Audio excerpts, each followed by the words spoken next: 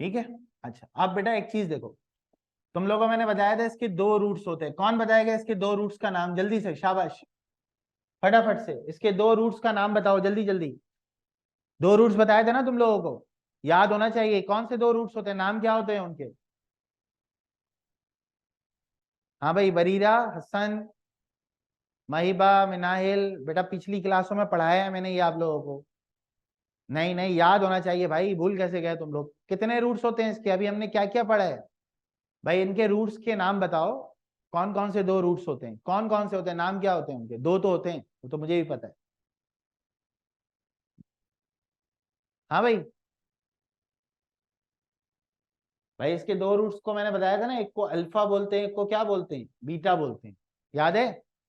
एक वैल्यू आपके पास एक्स की अल्फा होती है, और एक वैल्यू एक्स की आपके पास क्या होती है? बीटा होती है। सही है।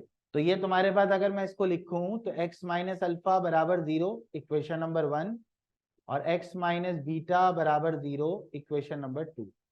कहां से बना रहे हैं? प्लस उधर जा रहा है माइनस हो रहा है, प्लस उधर जा रहा है माइनस हो रहा है। ठीक है। दोनों इक्वेशन में को मैं कर रहा हूं मल्टीप्लाई, ताकि क्वाड्रेटिक बन जाए। X minus alpha x minus beta equals to zero. सही है। अब जब आप इसको मल्टीप्लाई करोगे तो देखो क्या बनेगा तुम्हारे पास? एक्स स्क्वायर बनेगा, फिर बीटा एक्स बनेगा, माइनस अल्फा एक्स बनेगा, और minus minus plus alpha beta बनेगा। सही है बच्चों। अब देखो यहां से एक्स स्क्वायर हो गया, यहाँ पे माइनस कॉमन है, और एक्स भी कॉमन है, तो यहाँ पे क्या बचा भाई? बीटा और plus alpha.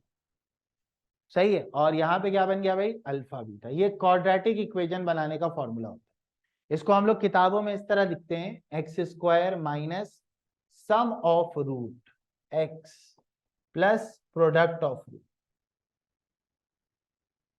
Equals to zero.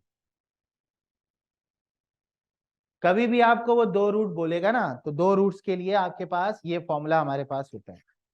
चलो सवाल देखो, सवाल हमारे पास है, find equation whose roots are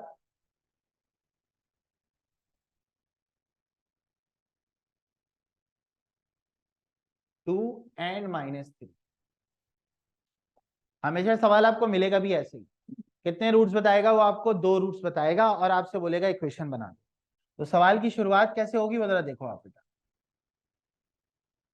आप सबसे पहले यहाँ पे क्या लिखोगे? आप एक स्टेटमेंट लिखोगे, let alpha comma beta be the roots of equation. ठीक है।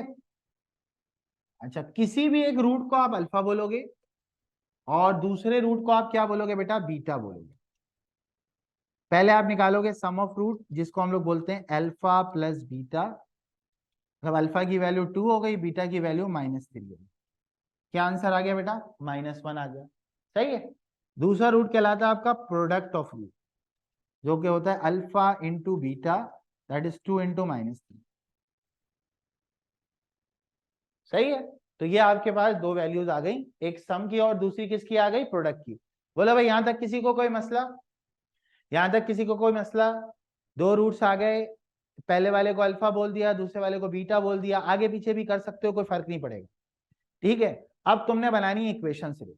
इक्वेशन का फॉर्मूला क्या होगा? X square minus alpha plus beta into x plus alpha beta equals to zero.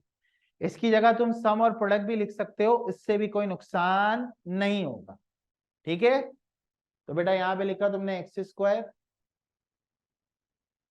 Minus alpha plus beta की जगह क्या लिखोगे? -1 इंटू एक्स। अल्फा बीटा की जगह क्या लिखोगे? -6 इक्वल्स टू जीरो। तो x square minus minus plus x -6 equals to zero.